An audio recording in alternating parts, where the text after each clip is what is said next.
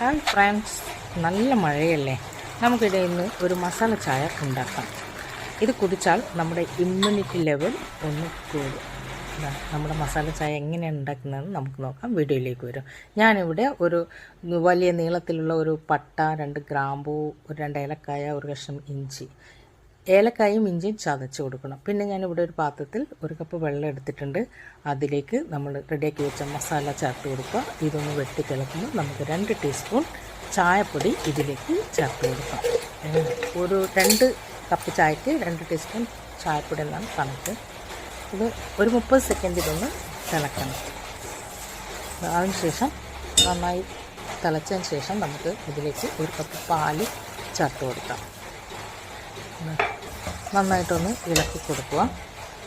പിന്നീടൊന്ന് തിളക്കുമ്പോൾ നമുക്കിതിലേക്ക് 1 table spoon പഞ്ചസാര ചേർത്ത് കൊടുക്കാം. പിന്നീട് ഇത് 30 സെക്കൻഡ് ഒന്നുകൂടി തിളപ്പിക്കുക.